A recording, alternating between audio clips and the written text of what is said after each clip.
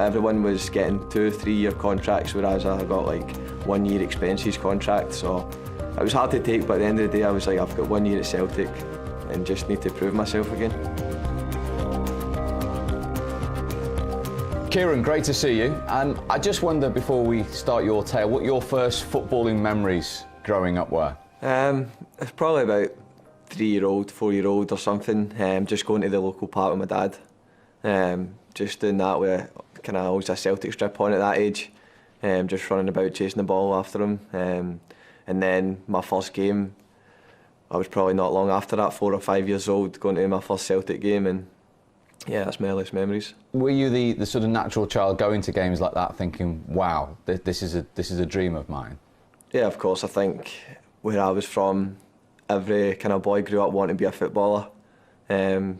We all ended up just going out in the streets every night and playing, and that was your dream. You would pick what player you'd go, you'd pick who the goal scorer and that would be as well, so yeah. Was there a point where you thought, I'm pretty good at this with the ball at my feet, I might be able to fulfil that dream, or was it just an untouchable dream at that early stage? Yeah, I think you just think it's too good to be true. That's the reality of it. You just think, yeah, it doesn't happen to people like me. You see these footballers as, like, at the time, Celtic players as superstars, like they're untouchable. They're just like amazing people you'll never get to meet, you'll never get to be. Yeah, so growing up, I just thought it was too good to be true. And what are your heroes? What was that team like to watch? I think that team was probably one of the best in Celtic's history. They got to a European Cup final, they won league titles. So yeah, it was brilliant watching them grow up. So many heroes and so many players you could get in the back of your shirt back then. And was there anyone in particular that you really used to focus on? I had two. I had always Henrik Larsson. I think as a Celtic fan, everyone's hero was Henrik Larsson straight away. And Bobo Baldé for me, which is a big central defender. No nonsense. So yeah, I was kind of both ends of the pitch. So what age did you get in with Celtic? What was the sort of formalities of that? How did that come about? So I was 7 years old, just playing my local boys club. Just every Saturday I would go down, play with my friends, home and away, just all over kind of my area, Lanarkshire. We'd just play, and one day, without me even knowing it after the game, the coach said to my dad, somebody wants to speak to you, and it was a Celtic scout. And from there I was training every Friday until I was 9 years old, and then you eventually sign, and then you take it from there, 2 days a week, 3 days a week, and you build it all the way up. What was that like at such a young age, having gone from watching the team for them to actually be interested in you, Kieran? Yeah, I think you still think it's too good to be true, but I remember just going about telling my friends, like, oh, I've been scouted by Celtic, and yeah, they're like, no worries, mate, just kind of like, that's what you have, because it never really happened to anyone from where we were from, so it was always a shock to us. How was your dad? Yeah, he was buzzing, as you can imagine, full family was. And every week we got to train and put the Celtic strip on when I was 7 years old, so you can imagine how I felt as well. But there's still a lot of hard work to go from that age to where you got. How was that development? How hard was that in that period? I wouldn't say hard, I would say the most probably enjoyable time of my life. You're playing with Celtic, you're a young boy. The coach at the time was Martin Miller, his name was, and he just made you enjoy football. I think that was his main aim. That wasn't took too serious back then. It was obviously serious, everyone wants to win, of course, but like, you never thought of it like that. We were just enjoying it. We were just kind of 7, 8, 9, 10-year-olds just wanting to play football, and the coach we had at the time was the best, and I still keep in touch with him today, and I'm very grateful for what he's done for my career. Brilliant. And as you went through the age groups, when did it sort of become a little bit more serious that you were fighting for contracts or to be kept on or taken on? I think there is always an element of that. Like, even when you're 7 years old, it was every 6 weeks you would get a letter saying if you're staying on or not. And even back then, I was scared of the rejection of it, like, because I couldn't bear not playing with them at the time. That's all I wanted to do. So growing up, it would be then every year, and then I think when you got to 15 years old, that was the kind of professional contract time, and I was like last to find out in my team, and I think I got like the worst kind of contract as well. So it was kind of like a bittersweet moment. Everyone was getting 2 3-year contracts, whereas I got like 1 year expenses contract. So it was hard to take, but at the end of the day, I was like, I've got 1 year at Celtic, and just need to prove myself again. I was going to say, that was an early test of mindset and mentality then, really, at that age. Yeah, and it was the first time I kind of had that in my life when I was when I was younger as well, actually, I had rejection from the Scotland squads. So like all the boys with the different age groups would go and play with Scotland, and a few of us would be left behind, and that was always hard to take as well as like a schoolboy, because you want to go and you want to represent your country. So I couldn't do that, and then I think that had an effect on the contract situation as well. A lot of the boys who played with Scotland were the ones who got the bigger contracts, so it was hard to take at that age, but for sure it's made me mentally tougher and more ready for challenges, and I've had plenty more in my career since that day, and I'll have plenty more going forward. Absolutely. And obviously Celtic fan, growing up in Glasgow, but some people watching this won't realise you weren't actually born in Scotland. What's the connection there? What's the story? So I was born Isle of Man, and most people in the team here probably don't even know where that is. But it's just a wee island in between Scotland and Ireland, and I was born there because my dad went over to work for a few years, and they lived there for a few years. So yeah, him and my mum had me there. And then the reason we came back is because my mum was homesick, which is probably the best decision because it's got us here. They can't have had too many Celtic and Premier League footballers from the Isle of Man anyway over the years. I don't think so. Not that I know anyway.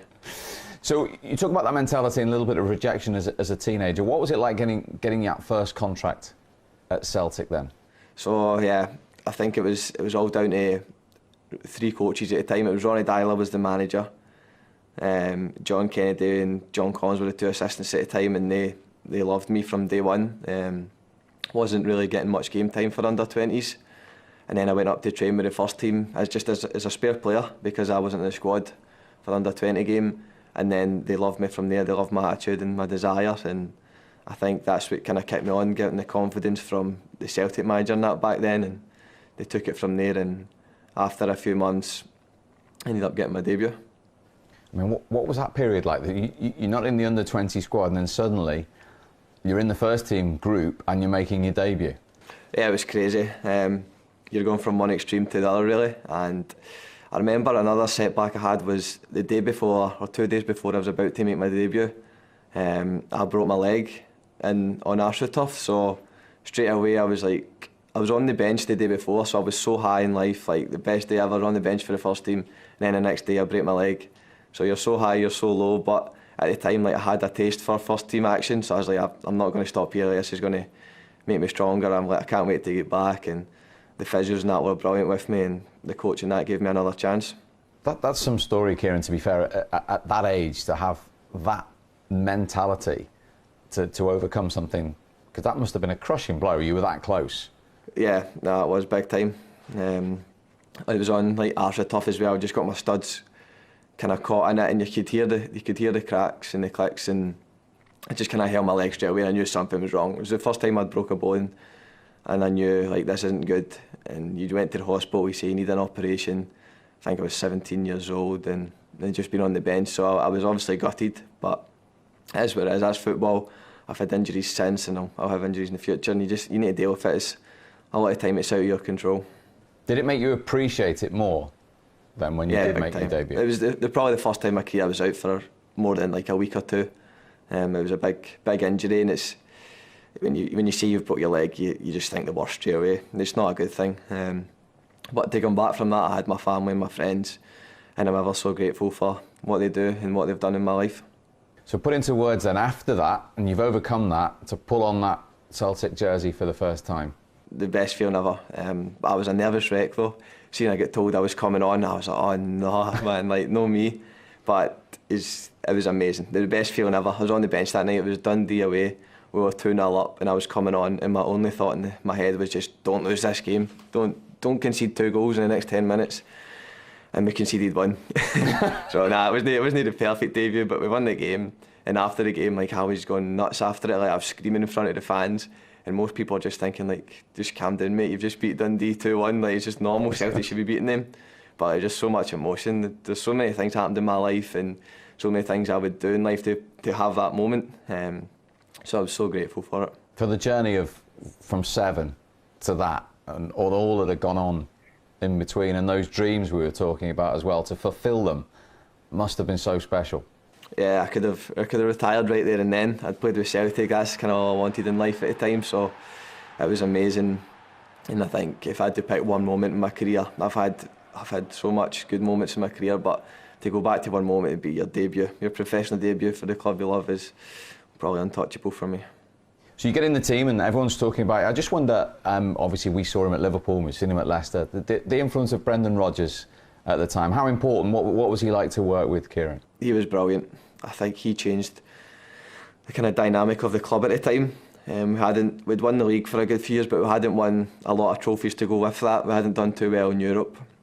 So straight away when he came in, we realised this guy's amazing. He's a genius for football, and we qualified for the Champions League, and that season we went unbeaten, we done the treble, and I learned so much over the space of the 2.5 years. So I've got a lot to thank him for. I put a lot of trust in me. He made me captain as well at times. So yeah, and I still keep in touch with him today. So he's a top manager and a top person. And you mentioned the captaincy there. I mean, we're talking about making your debut and fulfilling a dream, but to lead a Celtic team out and be told by Brendan for the first time you were going to wear that armband, I mean, that's another one, I guess, that a pinch yourself moment. Yeah, it was crazy. It was the first game was Kilmarnock in the League Cup, I think it was. I was captain and I ended up scoring that night as well. So I was like, that was one of the nights. It's too good to be true. Like, you look back on it and think, how is that possible? Like, that night is just too good. And that was down to Brendan Rodgers for putting faith in me. I think I was 20-year-old. So yeah, it was amazing, an amazing night. And given the success that you had with him and the team as well, it just seemed to be the momentum with Celtic just went with you at that stage of your career.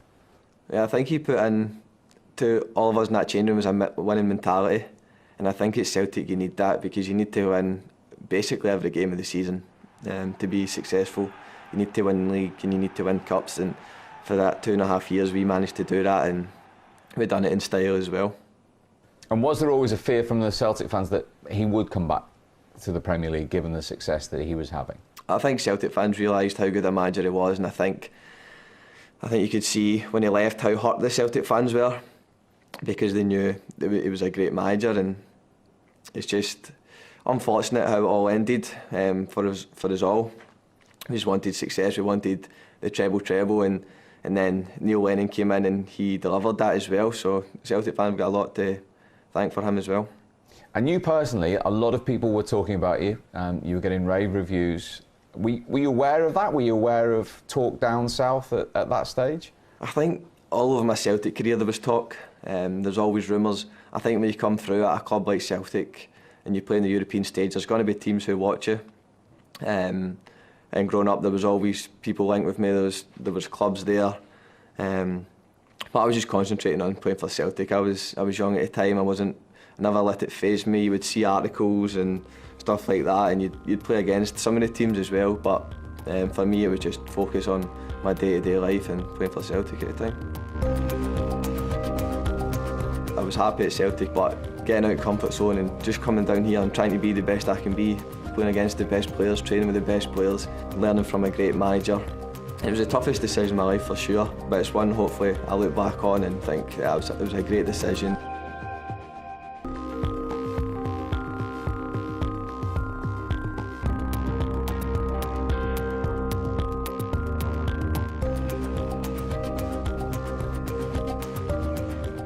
When was the time where you sat down and thought, right, there's a big chance I'm going to leave here? It's hard because I could never imagine myself playing with another team at some points in my life. Like, I was that happy, I was content there, I was comfortable, but I think at the same time, like, I knew I also had to progress and get better as a player and as a person, and if I move away it's going to challenge me, and I think getting out of my comfort zone was going to make me better. There was no doubt about it. I was happy at Celtic as well, but getting out of comfort zone and just coming down here and trying to be the best I can be, playing against the best players, training with the best players, learning from a great manager. It was the toughest decision in my life for sure, but it's one hopefully I look back on and think it was a great decision. And because there's been some hard days, there's no doubt about it. There was some hard days after I left.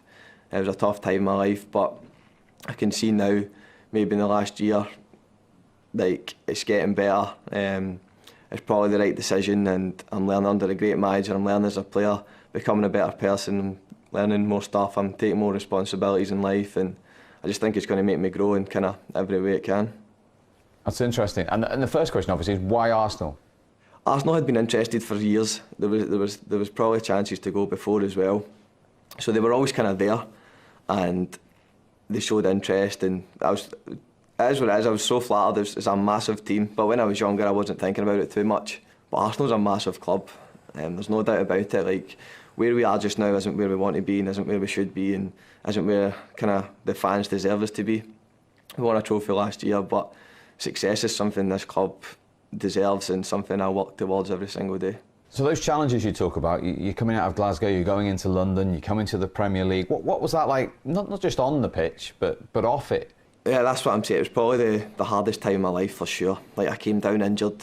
I came down and a lot of people were kind of like hating on me for coming down. Like, it was a tough decision, but I got a lot of hate for it. I got a lot of stick for it, so it was always in my head. Like, I was down here myself, I was injured, I never knew anyone. Nobody here can understand me, I know my accent, so I was like, what chance have I got here? And at times I think, like, what have I done? This is really hard. But as I said, it's made me grow as a person, it's made me tougher. And for sure, the stuff off the football pitch has been a lot tougher than on the pitch. What was it like on the pitch? I know you made your debut against Palace. Did you notice big differences straight away between the Premier League and what you were used to? You do notice a difference, of course you do. It's completely different playing against different teams, players you hadn't played before. And every different team is fighting for something else in this league, so it's always a tough game no matter who you're playing against, and every team is tactically set up in a certain way and it's hard, so yeah, it's different. And what was it like walking into the group of players with players like, you know, characters like Aubameyang, etc., for you coming down from Celtic? It's mental, genuinely mental. As I said, you think these guys are absolute superstars. You don't know them, so you just, what you see kind of online is how you see them. And I remember, like, the day I signed, David Luiz signed as well, and he followed me on Instagram, and I was like showing my mates, like, David Luiz has just followed me, but he's like my teammate, so it shouldn't be that big a deal. But I remember, I'm like, geez, oh, like, he knows who I am and stuff like that. So yeah, a little bit starstruck probably, walking into a changing room with so many big names. But everyone was brilliant with me. It probably took me a few months to properly settle in, because when I was injured, it's hard to settle in with a team when you're not really seeing them on a day-to-day basis. You're training yourself. So after a few months, and probably just like the last few months, I felt really settled. And a lot of that's down to the boss. The boss has been brilliant with me since the day I walked in. So yeah, I've got a lot to thank him for as well. And going back to that broken leg, I guess the dislocated shoulder against West Ham, you were thinking, oh, here we go again.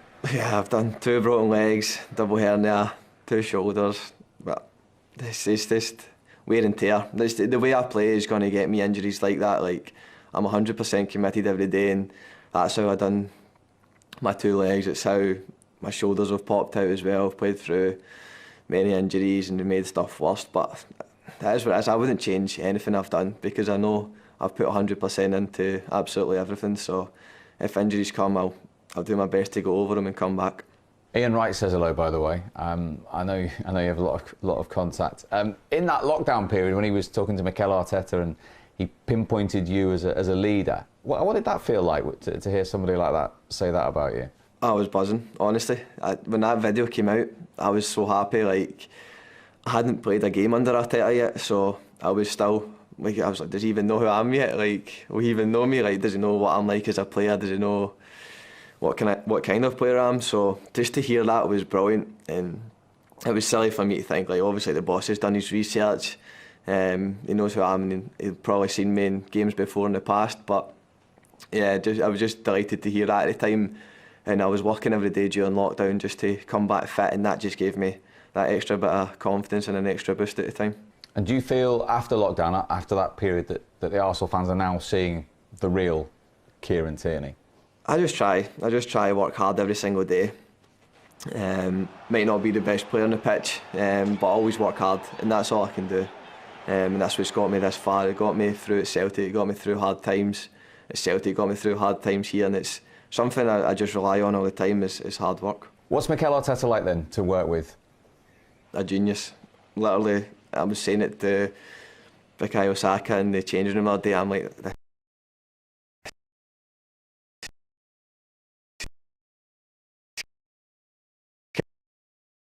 he's a genius. With a genius. Literally, I was saying it to Bukayo Saka in the changing room the other day. I'm like, this guy's a genius. Like, he's got a solution for everything, a reasoning for everything as well. So every way you press, every way you defend, there's always a reason behind it, and it's at our best interest. Of course, it's for the best for the club, and I'm just loving working and learning under him. That's interesting. So there's real excitement about where the manager can take you then. For sure. I think he's still a young manager, but from what I'm learning and what I've learned so far is amazing, and hopefully it just keeps going that way for me and all of the team, and hopefully we can build on it and get consistency. I think that's the most important thing for us. We've had good results, we've beaten some big teams as well. It's just the consistency we need to add. You're talking about your attitude there. You've become a bit of a social media star in the fact that there's snow out and there's no snood, no gloves, short sleeve shirts. Is that the Glaswegian? You can't take the boy out of Glasgow? I'm probably a bit more used to the cold weather than a lot of them down here, but it's just what I prefer. Like, people say, oh, stop pretending you're not cold. Like, not for a second, I'll still get cold 100%, but just when you warm up, you're fine. It makes you warm up better, it makes you run about more. Then after that, you're fine. You don't feel anything. The FA Cup win, did that help? You're talking about the manager there and solutions. Did that help to get that under his belt so early in his managerial career? Yeah, I think it helped all of us. It helped the club as well. It was a tough time, so it was uncertain times as well. No fans there, so that was probably the worst part about that FA Cup win. There was no fans there to celebrate it with, but for me and the club, it was amazing. It was a great day, a great run. We beat some big teams to get there as well, some great results. So yeah, it was brilliant, and for me to come down here and win a trophy in my first season, even though I had so many downs, it was a tough year, and to end it like that was a dream. And you know, luckily from Celtic, with winning those prizes, what a winning mentality can do when you get that first trophy. Do you think that was important for Mikel Arteta and your group to taste that so early? I would say so. I would say, because people are probably thinking, because we were mid-table, we weren't challenged, it was not good enough, and it wasn't. But to show something like we're going in the right direction here, and it's not something that was going to happen straight away or over a few months, but it's something that will gradually get better every few months, and we'll get there and we'll get to the level that where we want to be. And how exciting is it when you look at yourself, and you mentioned Bukayo Saka there, Emile Smith-Rowe, some of the other younger players around, Odegaard's come in at a tender age too, that what Arsenal could do in the immediate future? Yeah, these players are brilliant. They're so good. Generally, the technical ability, their awareness, everything, they're so good, and you can see that now in this season, especially like when they're coming through. They're just doing so well for the team, and it gives us all a lift as well, and I'm sure it gives the fans a lift because they're local boys. So yeah, it's brilliant to have them. They are local boys, but you seem to have, despite the fact they haven't been in the stadiums a lot, but it's a connection with the Arsenal fans straight away. You must be delighted with that. For sure. They've been brilliant with me, and I think I need to thank them for the times where I wasn't playing, where I was injured. They stuck by me, like they'd spent a lot of money on me, and I hadn't been available at the start. So for them still to support me and support me now, it's just, yeah, I'm very grateful for the support, and I'd just like to thank them for it. And in the immediate future, you've won one trophy. You want to continue in Europe. What do you feel this Arsenal group could achieve under Mikel Arteta, Kieran? It's hard to say. We just want to achieve what's the best possible scenario for us. We want to be higher in the table. The club deserves Champions League football, so I think stuff like that's a start. We need to get back up into that competition. Whatever method we do that, we just need to get there, and something that will happen in time, and it's just about us doing it as quick as we can. And dealing with that expectation, because as you said right at the beginning, it's such a huge football club with the history and the tradition. There's a lot of pressure. There's a lot of pressure on us to perform every week, to win every game. I think you're going to get that. Every big club, it was the same at Celtic as well. There's always pressure, and I think it can bring out the best in you as well. Next up in the Premier League, West Ham away. What have you made of them? What a season they're having. Yeah, they deserve to be there. They're a great side. They're very tough to beat, hard to defend against. They've got physical attributes as well that's going to be tough for us. So a game we're looking forward to, and it's a big game for us, and we'll be looking to keep this run going and the consistency up. And just finally, exciting times immediately for Arsenal, for you personally, but of course with the national team as well. I mean, what's that experience like, and Have you allowed yourself half a second to think about the summer yet? Of course, yeah, it's going to be good. It's a great achievement for everyone in the country. Like, the country just got a full lift in that period of time. So yeah, it was brilliant, and probably one of the most enjoyable nights of my career. Just the way it all happened, it was so dramatic, penalties, the nerves going through everyone at the time. But yeah, it was worth everything. So yeah, it was a great time, and we've got games coming up soon as well that we're looking forward to. Well, good luck with that and the rest of the season. It's a fascinating tale, yours, Kieran. Thanks for sharing it with us. Thanks a lot, mate. Cheers.